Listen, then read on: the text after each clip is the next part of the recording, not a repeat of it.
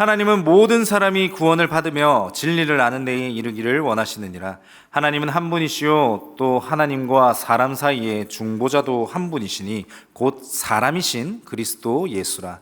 그가 모든 사람을 위하여 자기를 대속물로 주셨으니 기약이 이르러 주신 증거니라. 이를 위하여 내가 전파하는 자와 사도로 세움을 입은 것은 참말이요 거짓말이 아니니 믿음과 진리 안에서 내가 이방인의 스승이 되었노라. 아멘. 오늘은 디모데전서 2장 4에서 7절의 말씀을 가지고 복음만을 전합시다라는 제목으로 함께 말씀을 나누고자 합니다. 저희 와이프 얘기를 잠깐 하면서 시작했으면 좋겠습니다. 사람들마다 각자의 달란트가 있는 줄 압니다. 저희 와이프의 달란트는요, 사람들과 교제하는 즐거움을 아는 사람입니다. 그래서 저희 사택은 종종 성도님들이 놀러 오십니다. 집사님, 권사님들도 한 번씩 오시고요. 또 초등부 교사로 섬기는 청년들, 또 방금 점심때 가보니까 또 사모님들이 한극이시더라고요. 예, 당황했습니다. 예. 또 이제 제가 담당하는 기독학교 학생들도 방문해서 식사하고 교제합니다. 그리고 이제 또 조금 있으면 저는 이제 초등 2부를 담당하고 있거든요. 초등 2부를 담당하는 친구들이 이제 각 반별로 저희 집에 오기로 했습니다. 그래서 약간의 대신반 같은 느낌으로 그렇게 진행을 하려고 하는데요. 이렇게 다양한 사람들과 교제를 나누다가 저희 와이프가 한 번은 청년 2부의 예진이라는 자매가 그리고 또 이제 담임 목사님 막내딸인 예은이가 그렇게 놀러 왔습니다. 이 친구들이 장난기가 많습니다. 그래서 저희 아내를 한번 놀렸습니다. 어떻게 놀렸냐면, 야 태라, 오늘 좀 추녀 같다 너, 이런 거예요. 근데 아시는 분은 아시겠지만 저희 와이프가 외국 생활을 오래 해서 추녀라는 뜻을 잘 몰랐습니다. 추녀 뭐야? 좋은 말이야? 그래. 가을 여자, 가을 여자. 가을추 여자요. 가을 여자 같다는, 너 오늘 정말 가을가을하게 입었다. 그래. 이러면서 한 주가 지났거든요. 그리고 이제 그러던 어느 날 신민식 목사님을 뵀습니다. 저희 아내가. 목사님이 브라운 계열로 정말 가을 남자처럼 입고 오신 겁니다. 예, 그래서 저희 와이프는 그냥 배웠지 않습니까? 배워서 그냥, 와 목사님 너무 추남 같으세요 오늘. 제가 깜짝 놀라가지고, 야 그거 아니다 이러면서 뛰어가서 바로 사과드리고 추남 추녀가 뭔지에 대해서 다시 잡아주었던 그런 기억이 있는데, 저희가 이제 행복 나눔 축제가 딱 한 달 남았습니다. 이때 우리가 복음을 전하지 않습니까? 이 복음을 전하면서 정말 그 나와 가치관이 달랐던 그 사람들이 이제 같은 가치관, 같은 복음으로 이제 세상을 바라보게 될 건데, 그런 역사를 위해서 우리가 지금 달려가고 있는데 여기서 한 가지 질문을 드리고 시작하려고 합니다. 복음을 전하기 위해서 우리가 행복 나눔 축제를 합니다. 그죠?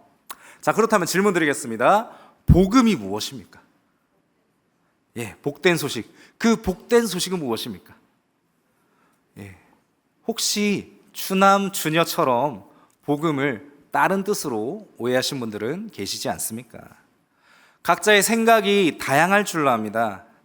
고려신학대학원에서 신약학을 가르치셨던 길성남 교수님께서 저희가 입학할 때 똑같은 질문을 했습니다. 전도사님들, 복음이 무엇입니까? 이때 정말 다양한 대답이 나왔습니다. 예, 복음은 좋은 겁니다. 복음은 행복한 겁니다. 즐거운 겁니다. 또 복된 소식, 편지입니다. 이런 다양한 대답들이 나왔습니다. 우리 길성남 교수님이요, 진짜 불같으신 분이십니다. 약간 제가 좀 오버해서 말하자면, 우리 전도사님들한테 나가! 이렇게 외쳤던 그런 기억이 있습니다. 무슨 말이냐면요, 신대원생이라 할지라도 복음이 뭔지 똑바로 설명하는 못하는 사람들이 꽤나 많았다라는 겁니다. 복음이 무엇입니까? 라고 질문했을 때 우리는 다른 대답을 할 필요가 없습니다. 복음은 예수 그리스도입니다. 좋은 것, 행복한 것, 이것은 부가적인 거죠. 복음의 본질, 복음의 핵심, 복음이 무엇입니까? 라고 질문을 했을 때, 복음은 예수 그리스도입니다. 복음은 예수 그리스도 외에 다른 것은 없습니다. 라고 분명하게 말씀하실 수 있어야 합니다. 죽어야 마땅한 죄인인 우리를 구원하시기 위해서 하나님께서 자신의 아들을 친히 우리에게 보내주셨고, 그 친아들께서 십자가에 달려 죽으심으로 우리의 죄를 씻어주시고 죄의 삭신, 죽음을 부활로 이기신 예수님, 그 예수님이 우리에게 복음일 줄로 믿습니다. 다시 말씀드립니다. 복음은 복된 음성이란 많은 돈을 말하지 않습니다. 명예나 지위도 말하지 않고요, 예수 그리스도 그 자체가 우리의 복음이 되어야 할 줄로 믿습니다. 그렇기 위해서는요, 우리는 순수하게 예수님만 전할 수 있어야 합니다. 제가 교육 전도사 시절 세례 교육을 이제 들어가게 되었습니다. 여러 친구들이 있었는데 당시 대부분이 중학생들이었습니다. 이 중학교 학생들 중에 굉장히 똘똘한 친구 한 명 있었습니다. 그 친구가 하루는 교육을 끝나고 그 친구가 저한테 질문을 했는데요, 이렇게 질문했습니다. 전도사님, 제가 예수님도 믿어요. 제가 십자가에 달려 죽으신 것도 믿어요. 그리고 그러한 사건으로 내 죄가 씻긴 것도 믿을 수 있습니다. 그런데 천지를 말씀으로 지으신 하나님께서 그 죄라는 것도 말씀으로 씻어주시면 되는 것 아닙니까? 왜 굳이 예수님이 십자가에 달려 죽으셔야지만이 우리 죄를 씻어줄 수 있습니까? 이렇게 저에게 질문을 했습니다. 굉장히 질문의 깊이가 다른 그런 친구였습니다. 왜 그럴까요? 그냥 말씀만으로 죄를 씻어주시면 안 됩니까? 말씀으로 천지도 지으셨는데 충분히 가능하지 않겠습니까? 왜 굳이 자신의 사랑하는 독생자를 십자가에 달려 죽게 하셨습니까? 이 질문을 이해하기 위해서는요, 우리는 출애굽기부터 한번 성경을 봐야 됩니다. 자, 출애굽기부터 천천히 한번 보겠습니다. 요셉 이후를 이제 기억해 보겠습니다. 요셉 이후 이스라엘 백성들은 약 400년 동안 애굽에서 살게 되었습니다. 그들은 한때 애굽인들과 동등한 위치였지만 어느 순간부터인지 애굽인들을 위한 종으로 살기 시작했습니다. 애굽인들이 가라 하면 가라 했고, 가야 했고, 서라고 말하면 서야 했습니다. 피라미드도 열심히 지었습니다. 맞습니다. 어느 순간 그들은 태어날 때부터 죽을 때까지 애굽의 종으로서만 살았던 사람들이었습니다. 그들의 정체성은 애굽의 종이었다라는 겁니다. 그렇게 종으로 평생을 살 것만 같은 그들에게 모세라는 인물이 등장을 합니다. 살아계신 여호와 하나님께서 모세를 일으켜 세우셔서 이스라엘을 구원하려고 했습니다. 자, 이때 한번 생각해 봅시다. 모세의 나이가 80입니다. 그리고 열심히 종살이를 하고 있는 종들에게 다가가서 80 먹은 할아버지가 하나님께서 여러분들을 구원하라고 하셨으니 그 종된 거 다 내려놓고 이제 나랑 떠납시다 라고 할아버지가 얘기한다라고 생각해 보십시오. 자, 여러분들 직장에 이 할아버지가 온 겁니다. 그리고 그 할아버지가 하나님께서 여러분들이랑 나랑 사업하러 가셨으니까 직장 다 그만두고 나 따라갑시다. 누가 따라갑니까? 아무도 안 따라가겠죠. 상식적으로 그들은 노예의 정체성이 있었습니다. 마찬가지겠죠. 우리도 직장인의 정체성이 있고 또 그 외에 다양한 직장의 정체성이 있을 겁니다. 어딜 가겠습니까? 그것도 젊은 사람도 아닙니다. 뭐 유명한 사람도 아닙니다. 80 먹은 할아버지의 얘기를 듣고 말입니다. 이때에 믿음 없는 이스라엘 백성들을 위해서 여러 가지 기적을 하나님께서 행하십니다. 그리고 10가지 재앙, 특별히 장자의 죽음을 통해서 이스라엘 백성들은 참으로 자유를 얻었습니다. 그리고 마지막으로 홍해 사건을 경험하게 되고 이스라엘 백성들은 구원받고 저 애굽의 군사들은 모조리 수장당하게 된 그때에 이제 이스라엘 백성들에게 질문이 생깁니다. 두 가지 질문이 있을 겁니다. 한 가지 질문은 아니 하나님이 도대체 누구시길래 저 애굽의 수많은 신들을 이기실까? 내가 종으로 섬겼던 저 애굽의 많은 신들이 있는데 도대체 하나님은 누구길래 저 신을 이길까? 라는 첫 번째 질문. 그리고 두 번째 질문은 아니 저 강한 애굽 백성을 죽이시고 왜 우리 같은 보잘것없는 종들을 택하시지? 하나님께서 이스라엘 택하신 이유가 무엇일까? 나는 애굽의 종인데 내가 대체 누구길래 하나님이 날 구원하시지? 자, 정리하자면 이렇습니다. 하나님은 누구입니까? 또 나는 누구입니까? 이러한 질문이 있던 그때에 하나님께서 모세를 통해서 한 성경을 기록하게 하십니다. 그 성경이 무엇일까요? 창세기입니다. 그 창세기를 통해서 이스라엘 백성의 질문에 대한 해답을 말씀해 주십니다. 창세기 시작은 이러합니다. 태초에 하나님이 천지를 지으시니라. 이스라엘 백성들은 이때 깨닫죠. 우리 하나님이 천지를 지으신 하나님이시구나. 애굽의 수많은 신들이 세상을 만드는 줄 알았는데 아니구나. 나의 하나님이 천지를 지으셨구나. 나의 하나님이 유일하신 신이구나 라는 것을 깨닫게 됐습니다. 자, 그렇다면 이제 두 번째 질문이죠. 나는 누굽니까? 라고 했을 때 이스라엘 백성들은 내 모습은 그냥 종으로 지어진 게 아니구나. 마음대로 지어진 게 아니라 살아계신 하나님의 형상이었구나 라는 사실을 말씀을 통해 깨닫게 됩니다. 자, 이스라엘 백성들은 깨닫습니다. 우리 하나님은 천지를 지으신 만유의 주인이신 하나님이구나. 그리고 우리는 하나님의 귀한 형상이구나. 나의 정체성은 하나님의 형상이구나 라는 사실을 깨닫게 됩니다. 자, 그럼 이 질문에 대한 해답을 얻었습니다. 우리 하나님이 유일하신 하나님이시고 나는 하나님의 형상이다라는 사실.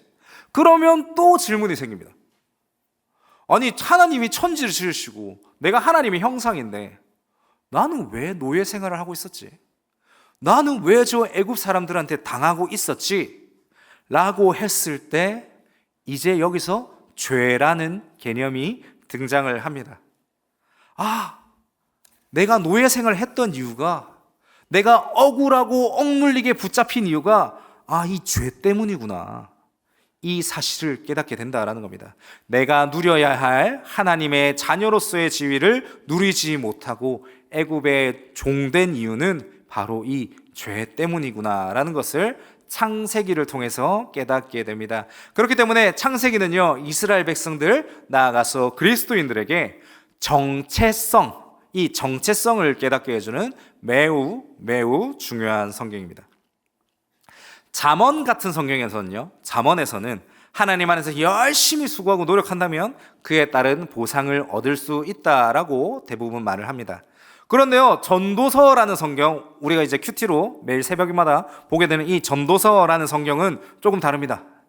열심히 수고한다고 할지라도 그만큼의 보상을 얻지 못하게 될 경우도 있다라고 말합니다. 왜입니까? 죄 때문이라는 겁니다. 내가 열심히 밤새도록 공부해도 1시간 공부한 애를 이길 수 없을 때도 있습니다. 왜냐하면 이 죄 때문에 균형이 깨집니다. 그래서 누군가는 적게 일했는데도 많이 벌고요, 누군가는 열심히 일했는데도 돈을 조금 벌게 됩니다. 죄 때문에요. 이 죄 때문에 균형이 깨집니다. 자, 그렇다면 이 죄를 어떻게 해결할 수 있습니까? 죄의 삭을 치러야지 이 불균형이 다시 균형을 잡게 됩니다. 자, 로마서 6장 23절에 이렇게 말합니다. 죄의 삭은 사망이다 라고 말입니다. 원래라면 우리는 에덴 동산에서 여호와 하나님과 영원하고 복된 교제를 누려야 했던 자들입니다. 하지만 아담의 원죄로 인해서 우리는 그러한 교제를 누릴 수 없게 되었습니다. 죄가 우리를 덮쳤다라는 겁니다. 자, 이때 한 가지 질문을 또 드리겠습니다. 하나님을 믿지 않는 사람에게는 하나님의 형상이 있을까요? 있을까요? 없을까요? 감사합니다. 네. 우리는 어떠합니까? 우리에게는 분명히 하나님의 형상이 있을 줄로 믿습니다. 왜입니까? 우리는 하나님을 닮아가려고 하고 이 죄를 없애기 위해서 예수 그리스도의 피만을 의지하기 때문입니다. 존경하는 고려신학대학원의 교육학 교수님이신 유해무 교수님께서는 이렇게 대답해 주셨습니다. 죄의 문제가 조금씩 해결이 되기 때문에 이 죄로부터 가리워졌던 하나님의 형상이 조금씩 드러나게 된다라고 말입니다. 이를 우리는 성화라고 합니다. 그리고 완전히 죄를 씻게 되는 것을 영화라고 합니다. 그렇기에 하나님을 믿지 않는 사람들에게는요, 하나님의 형상이 죄로 가리워져 있을 겁니다. 하나님의 형상을 볼 수가 없다 이 말입니다. 예를 들어서 그런 일은 절대 없겠지만 유전자 조작으로 뭐 돌연변이가 생겼다라고 가정해 봅시다. 그래서 눈이 3개인 사람이 태어났다라고 가정해 봅시다. 그런데 이 눈이 3개라 할지라도요, 하나님을 분명하게 믿는다면 그에게서는 하나님의 형상이 보일 겁니다. 반대로요, 정말 다비드 조각상처럼 생긴 그런 사람이 있다 할지라도 하나님을 믿지 않는다면 그에게는 결코 하나님의 형상이 드러나지 않을 겁니다. 그렇다면 하나님의 형상을 회복하기 위해서는 이 죄의 문제를 해결할 수 있어야 한다라는 겁니다. 구약시대 때는 어떠했습니까? 구약시대 때에는 제사를 드렸습니다. 양이나 비둘기 등 죄 없는 동물에게 사람의 죄를 전가시켰습니다. 죄의 삭은 사망이기에 원래는 사람이 죽어야 했습니다. 원래는 사람이 죽어야 마땅하지만 사람 대신에 동물이 그 죄의 삭신 죽음을 경험하게 됐습니다. 이 동물을 우리는 대속물이라고 합니다. 하지만 우리가 이 구약 때 드렸던 제사는 불완전한 제사였습니다. 사람이 잘못했기 때문에 사람이 죽어야만 했습니다. 아담이 인류의 대표로서 죄를 지었기 때문에 인류의 대표이자 죄의 삭을 짊어질 그런 사람이 필요했습니다. 죄 없던 아담이 죄를 지었기 때문에 죄 없는 사람이 죄의 삭을 지어야 했습니다. 근데 아시는 것처럼 죄 없는 사람은 없습니다. 인류의 대표인 아담이 죄를 지었기 때문입니다. 그래서 예수님께서 동정녀의 몸으로 이 땅에 오셨습니다. 인류의 죄를 사하여 주시기 위해서 죄 없으신 그분께서 이 땅에 오셨습니다. 사실 예수님께서는 굳이 오지 않으셔도 됐습니다. 그냥 컴퓨터 게임처럼 하나님께서 모든 것을 그냥 다 없애버리시고 새롭게 천지를 지으셔도 사실 어떤 누구도 할 말이 없을 겁니다. 그런데 하나님께서 우리를 너무 사랑하셔서 죄 없으신 몸으로 이 땅 가운데 오셨습니다. 그리고 모든 인류의 죄를 대신하고 대표하셔서 죄 없으신 그분께서 우리의 대속물이 되어 주셨고 죄 없으신 사람으로서 그 모든 죄를 짊어지셨습니다. 맞습니다. 대신 죽으셨습니다. 예수님은 몇 년간 공생의 사역을 하셨습니까? 3년간 공생의 사역을 하셨습니다. 그리고 이 3년간의 사역의 핵심은 무엇입니까? 3년간의 사역의 핵심 주제는 무엇입니까? 예수님께서는 많은 사람을 낫게 했습니다. 병을 치료하시고 또 많은 기적을 베푸셨습니다. 이것도 정말 중요한 사역입니다. 하지만 예수님의 사역의 핵심이라고 했을 때 그것은 하나님 나라의 선포였습니다. 죄로 인해 오염되고 불공평한 세상에서 잘 먹고 잘 사는 법을 말하는 것이 아니라 이미 이루어졌고 앞으로 이루어질 완전하고 완벽한 하나님 나라, 하나님만이 다스리시는 가장 완벽한 그 하나님 나라를 예수님의 공생의 기간 가운데에 분명하게 선포하셨습니다. 이 땅도 하나님 나라입니다. 하지만 죄로 인해서 하나님의 나라가 가리워지게 됐습니다. 그래서 우리는 인생 가운데에 하나님 나라의 회복을 위해서 열심히 살아야 합니다. 예수님 다시 오시는 그날까지 복음을 전해야 됩니다. 그리고 이 복음을 전할 때에 우리는 이 땅에서의 유익을 말하는 것이 아니라 예수님처럼 하나님 나라의 임재 그리고 하나님 나라의 도래를 위해서 열심히 말씀할 수 있어야 될 것입니다. 제가 대학교 시절에 들었던 여러 설교 중에서 가장 기억에 남는 설교는 이것이었습니다. 이 땅에서 잘 먹고 잘 살기 위해서 예수님을 믿으십시오. 예수님 믿으면 복이 옵니다. 행복이 옵니다. 평안이 옵니다. 라는 거짓말에 속지 말아야 한다라고 말입니다. 이 거짓말에 속아서는 안 될 겁니다. 예수님 믿으면 좋은 직장 얻을 겁니다. 예수님 믿으면 잘 먹고 잘 살 겁니다. 예수님 믿으면 원하는 모든 게 다 풀릴 것입니다. 라는 거짓말에 속으면 안 된다라고 말입니다. 복음은 예수 그리스도입니다. 예수님께서는 하나님 나라를 선포하셨지 이 땅에서 잘 먹고 잘 사는 것을 말씀해 주시지 않으셨습니다. 사랑하는 성도 여러분, 우리는 그 거짓말에 속아서는 안 될 겁니다. 그리고 우리는 이 복음을 전할 때에 그러한 거짓말을 전해서도 안 될 겁니다. 예수님이 죽으러 가셨을 때, 예수님이 죽으러 예루살렘에 들어오셨을 때를 한번 생각해 봅시다. 많은 사람들이요, 호산나 호산나 다윗의 자손이여 우리를 구원하소서라고 예수님을 환영합니다. 외칩니다. 왜입니까? 우리나라가 일본에 점령당했던 것처럼 당시 이스라엘은 로마에 점령당해 있었습니다. 그뿐만이 아닙니다. 이스라엘은 늘 침략받아왔던 나라입니다. 한때는 애굽에, 한때는 블레셋, 아수르, 바벨론, 그리스, 지금은 로마까지 계속해서 점령당했던 나라였습니다. 그렇기 때문에 그들에게는 구원이 절실히 필요했습니다. 그런데 그 구원은요, 죄로부터의 구원이 아니라 그 악한 대적들을 이겨줄 강력한 군사적 메시아가 필요했습니다. 자, 이때에 이스라엘에 예수 그리스도가 오십니다. 수많은 기적을 베푸신 이가 등장합니다. 그분은 자신이 오해받지 않기 위해서 자신의 이름을 소문내지 말라고 수차례 말씀하셨습니다. 하지만 그들은 자신의 소원을 이루기 위해 예수 그리스도를 찾습니다. 호산나 호산나 다윗의 자손이시여 로마로부터 이제 날 구원해 주시고 돈도 좀 많이 벌게 하시고 좋은 직장에도 좀 들어가게 하시고 그 외에 내가 원하는 것들 이루어주게 하여 주시옵소서 라고 외치고 다녔습니다. 그들의 외침은 하나님 나라의 임재를 위함이 아닌 자신의 소망을 이루기 위함이었기 때문에 예수님이 예루살렘에 들어가시고 일주일 후에 예수님을 십자가에 달려 죽이게 합니다. 왜입니까?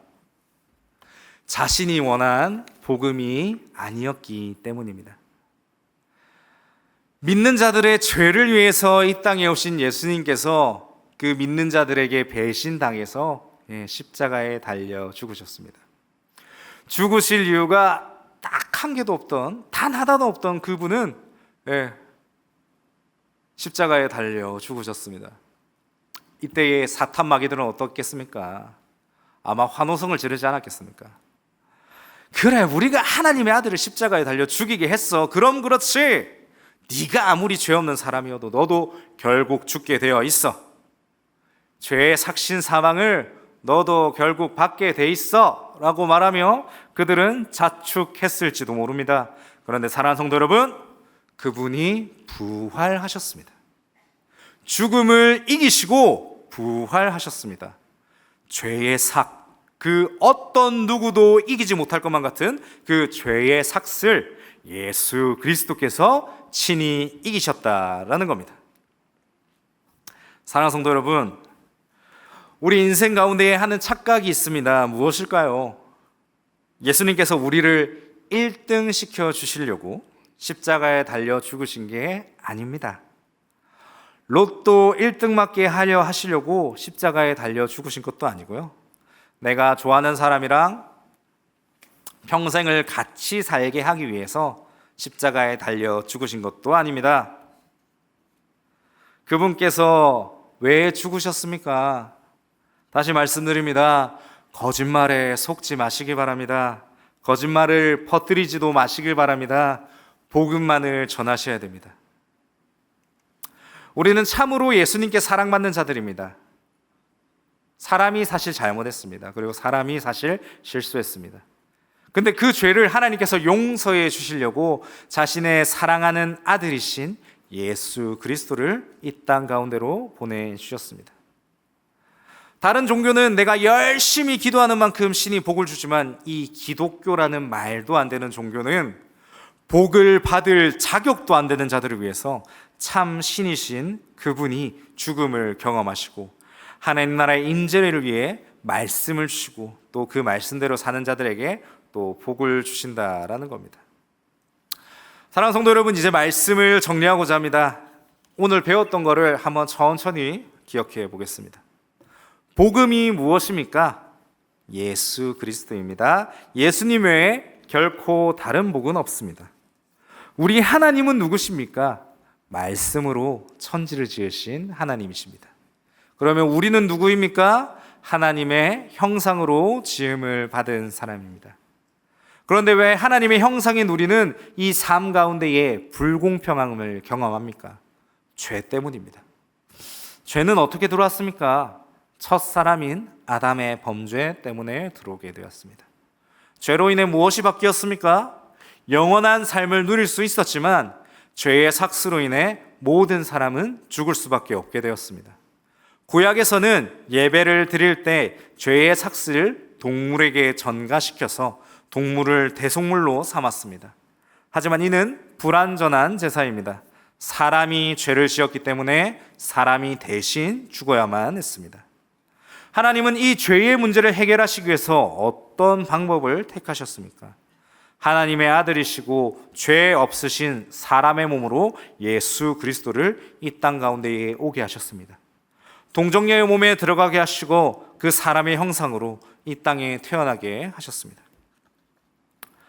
결국 예수님도 십자가에서 죽음을 경험하셨는데 그렇다면 우리에게는 소망이 없습니까? 그렇지 않습니다. 죄가 없으신 그분께서 우리의 죄를 대신하여 대속물이 되어 주셨습니다. 죄의 문제를 해결할 수 있게 되었습니다. 그뿐만이 아니라 우리에게는 죄의 삭신, 죽음을 이기신 예수 그리스도를 통해서 소망을 얻을 수 있게 되었습니다. 그리고 예수님께서 다시 오실 때에 이루어질 완전한 하나님 나라를 소망할 수 있습니다. 예수님의 공생의 3년 사역의 핵심은 무엇이었습니까? 하나님 나라의 선포였습니다. 불공평한 죄의 나라에서 잘 먹고 잘 사는 법을 말하는 것이 아니라 완전하고 완벽한 하나님 나라를 선포하셨습니다. 하나님 나라의 완성을 위해서 우리는 예수님이 오실 때까지 가만히 있으면 됩니까? 그렇지 않습니다. 예수님이 다시 오실 때까지 말씀을 따라서 하나님 나라의 백성답게 살아갈 수 있어야 하고, 나아가서 그 복음을 세상의 모든 민족에게 전할 수 있어야 합니다. 그래서 우리가 전해야 하는 복음이 무엇입니까? 오직 예수 그리스도만이 복음이며, 예수님 믿으면 좋은 직장 갑니다, 예수님 믿으면 일생이 편안해집니다, 이런 거짓말을 말하지 마시고 예수님과 예수님이 말씀하셨던 완성된 하나님 나라를 전해야 할 것입니다. 사랑하는 성도 여러분, 오해하시면 안 됩니다. 예수님 믿으면 복이 옵니다, 행복해집니다. 하지만 그것 때문에 예수님을 믿는다면 예수님의 그 공생의 사역은 아무런 소용이 없을 겁니다. 다시 말씀드립니다. 예수님이 3년간에 하셨던 사역의 핵심은 하나님 나라의 선포였습니다. 불완전한 죄로 뒤덮였던 그 세상이 완전해지는 그날을 선포하셨습니다. 그렇기 때문에 우리가 이 복음을 전할 때 그 사실을 기억하시면서 복음을 전할 수 있어야 될 것입니다. 이제 딱 한 달 남았습니다. 복음을 전해 주십시오. 마지막으로요, 말씀을 읽고 이제 말씀을 마무리하고자 합니다. 오늘 읽었던 말씀입니다. 4절부터 7절입니다. 함께 읽도록 하겠습니다. 시작. 하나님은 모든 사람이 구원을 받으며 진리를 아는 데에 이르기를 원하시느니라. 하나님은 한 분이시요 또 하나님과 사람 사이에 중보자도 한 분이시니 곧 사람이신 그리스도 예수라. 그가 모든 사람을 위하여 자기를 대속물로 주셨으니 기약이 이르러 주신 증거니라.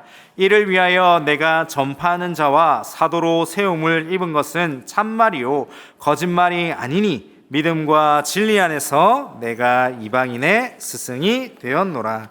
아멘. 이러한 복음을 분명하게 전하실 수 있는 우리 모든 민족교회 성도님들 되시기를 간절히 소망합니다.